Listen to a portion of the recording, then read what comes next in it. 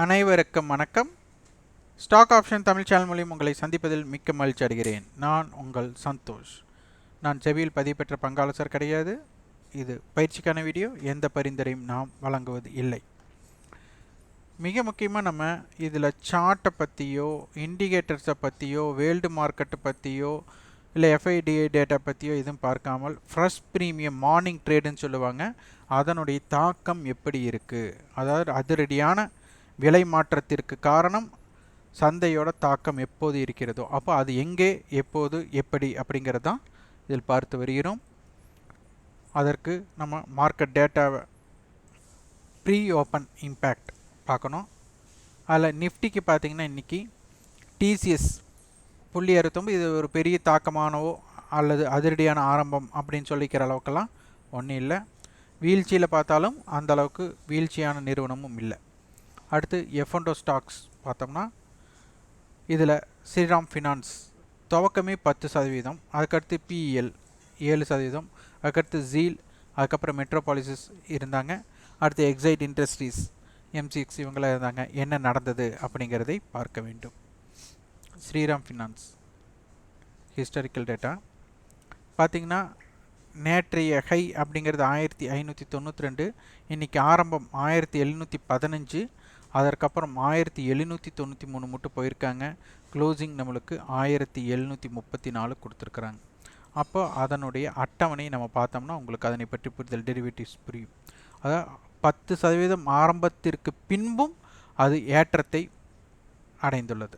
அப்போ 1700 கால் பாருங்கள், நேற்று 5 ரூபாய் இருந்தவங்க இன்றைக்கி 99 ரூபா ஹை.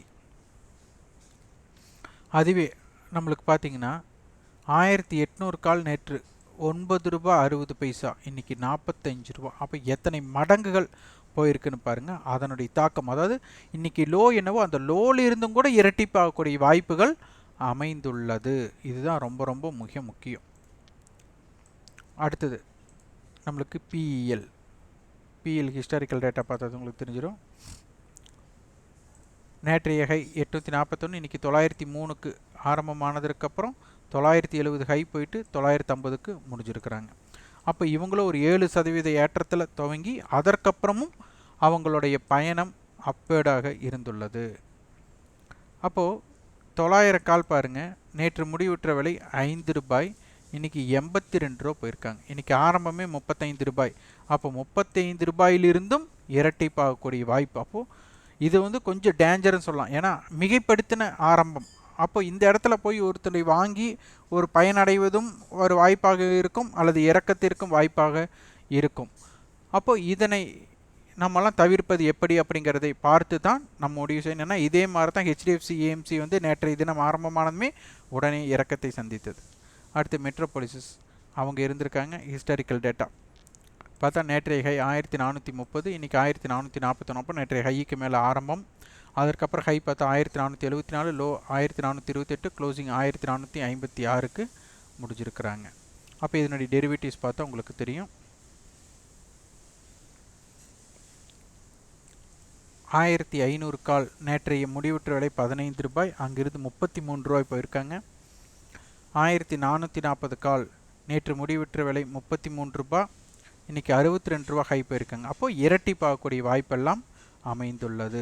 இது ப்ரீ ஓப்பன் இம்பேக்டட். அப்போ இன்றைக்கி மார்க்கெட் முடிஞ்சதுக்கப்புறம் இதே மார்க்கெட் லைவ்லையும் இப்படி தான் பார்க்கணும். Market data equity India semi என்னென்னா இதில் ரேங்கிங் அடிப்படையில் மாறிட்டே இருக்கும். அப்போ தப்பான நிறுவனம் எடுத்துட்டிங்கன்னா நஷ்டம் அடையிறக்கூடான வாய்ப்புகள் அதிகமாக இருக்கும்.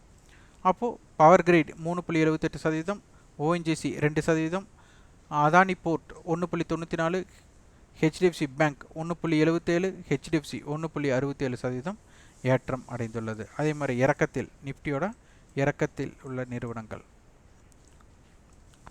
JSW steel 1.93%, Hindalco, TVS lab இவங்கெல்லாமே இறக்கத்தை செஞ்சுருக்காங்க. அதே F&O ஸ்டாக்ஸ்